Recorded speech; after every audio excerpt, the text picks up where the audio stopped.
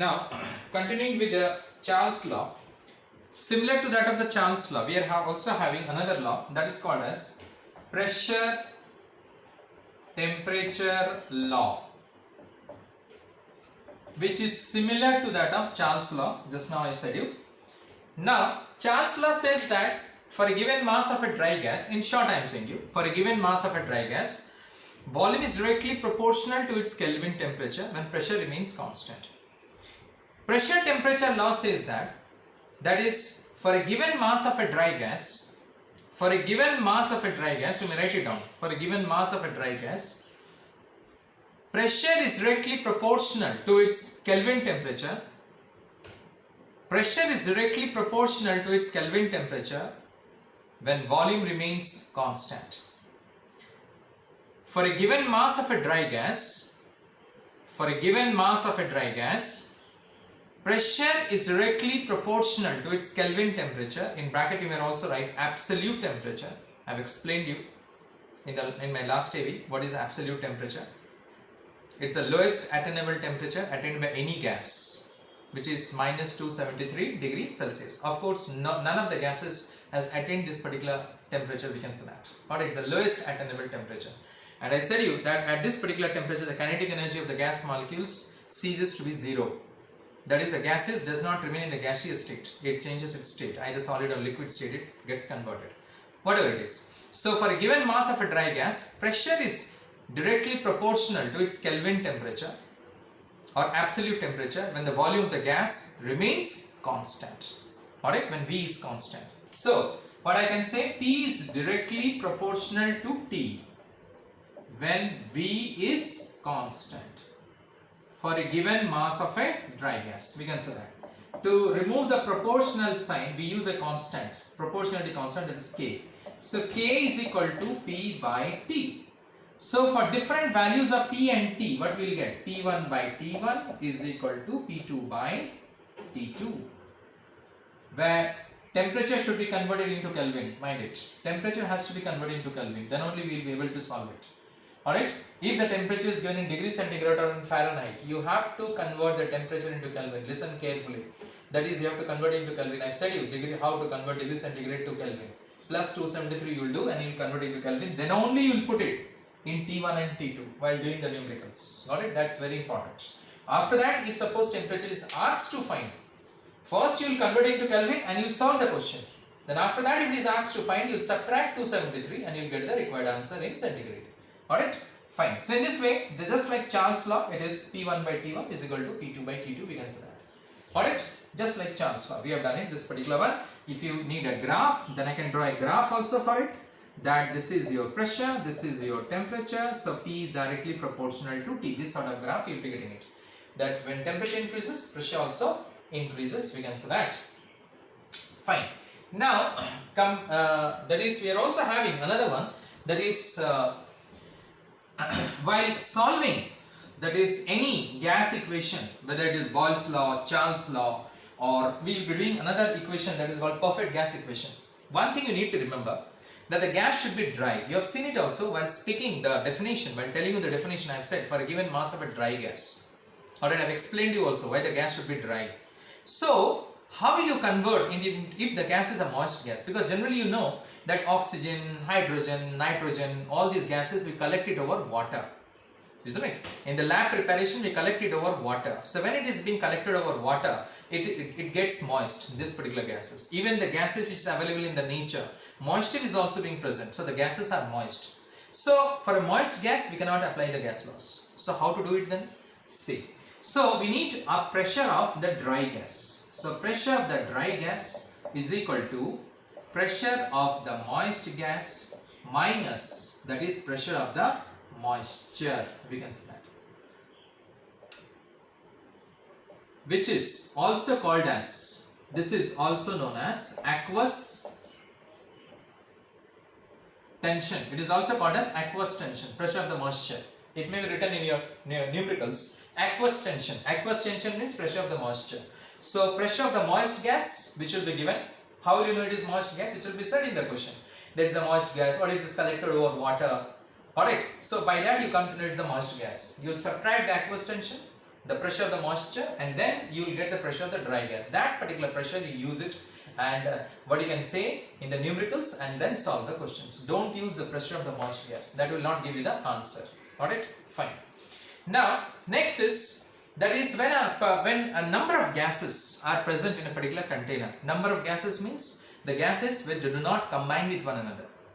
The gases which do not combine with one another. If the gases which they combine with one another, if it is being present in a container, then it is not necessary that the product will also be a gas. It may be liquid or solid also. Alright, so we will not take that particular gases here. The law which I am going to say you, the Dalton's law of partial pressure. Alright, now what are those gases do not combine with one another? Let us say we are taking ammonia gas, we are taking nitrogen gas, we are taking neon gas, we are taking what you can say oxygen gas. Here none of the gases will react with one another. You can have any other combination also, just you have to keep it in mind, the gases should not react with one another. They should not undergo any chemical combination. Why? Because if it is undergoing chemical combination, then it is not necessary that the product will be a gas. Listen carefully, it is not necessary the product will be a gas, because if the product is not a gas, then we cannot apply the gas laws. Now what is Dalton's law of partial pressure? It's a very simple one. It says that when number of gases is present in a given container, then the total pressure of the container is the sum of the individual partial pressure of gas present inside the container. Again I repeat, when number of gases are present inside a container, you can add it in bracket uncombined gases. You can also write it down. When number of uncombined gases are present in a container, then the total pressure of the container is equal to the sum of the individual partial pressure of the gases present inside the container. The total pressure of the container is equal to the sum of the individual partial pressure of gases. Individual partial pressure of gases present inside the container. Present inside the container. That means I mean to say that suppose a container is there and it contains the gases. Let us say neon is there. Let us say ammonia is there.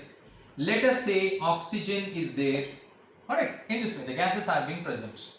Clear? Now what will happen is that you can have some more also. Then what is that? What is the pressure of the container? The total pressure which is applied in the container is the partial pressure. The partial pressure means pressure only. That is, we can say that pressure of the neon gas, the pressure of the ammonia gas plus pressure of the oxygen gas. So this will be given to you. The partial pressure will be given to you. Alright, or it will be said how to calculate the partial pressure. The formula also will be told you. So in this way, the sum of the partial pressure will give you the total pressure of the gases which is present inside the container. This is known as Dalton's law of partial pressure. We can say that. But it should be a dry gas, mind it. It should not be a moist gas. Again I repeat, it should be a dry gas. Fine. In this way. So now next is, we have studied already the Boyle's law, we have studied the Charles law. Now we will combine these two laws and we will find the perfect gas equation. Alright. So from the Boyle's law we have studied V is inversely proportional to P. This is from Boyle's law when T is constant, temperature is constant. From the Charles law we have studied V is directly proportional to T when P is constant. Now we will combine these two laws. V is directly proportional to T by P. You can say it. Now V is equal to K T by P because here K is a constant. K is constant here. You can say that. So PV by T is equal to K. Isn't it? Now for different values of P and V, we will be having P1 V1 by T1 is equal to P2 V2 by T2. For different values of P and V, we will be having P1 V1 by T1, P2 V2 by T2. Now here again the same thing, temperature should be in Kelvin. Alright, it has to be converted into Kelvin if it is not in Kelvin. Now next, here you will be getting a term in the question STP or NTP. STP or NTP means, STP means standard temperature pressure. standard temperature pressure, where temperature is 273 Kelvin and pressure is 1 atm or 760 mm of mercury or 76 centimeter of mercury, or we can say it is nothing but 1.013 bar. Alright, because 1 atm is 1.013 bar. Alright, and 1 bar is 10 to the power 5 pascals. Already we have discussed all these things. Alright, so in this way temperature will be 273 and pressure will be, as I said you, whichever the unit is given to you in the question, accordingly you will be using it. If it is given in atm, it should be 1 atm. If it is given in mm, it should be 760 mm of Hg. Or if it is given in bar, it is 1.013 bar in this way, or cm also it can be. Now NTP means same thing, just the word is differing. Normal temperature pressure.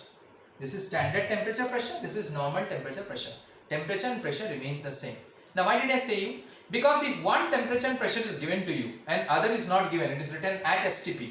That means the another means, let us say T2 will be 273 and P2 will be whether 1 atm or 760 mm or 76 cm or 1.013 bar, whatever it is, the P2 will be. If it is written STP or NTP, mind it. One temperature and pressure will be given in the question. When you do the question, you will see it is given. Accordingly, you will write it down P1, T1 in this way, or P1 if it is given. Now, if P2, T2 is not given and it is written STP or NTP, that means P2 will be, as I said you, 1 atm or 760 mm or 76 cm, alright, or 1.013 bar, whichever unit is given in the question, and temperature will be, whichever unit means according to this P1, we will decide the unit of P2, understood? Yes, and T2 will be 273 Kelvin, we can say that. This is known as STP. And how did we get it? We got it in this way. This is known as perfect gas equation or combined gas equation, we can say that. Clear? So, this is all about in this particular chapter. Now we need to do some numericals regarding it. Thank you.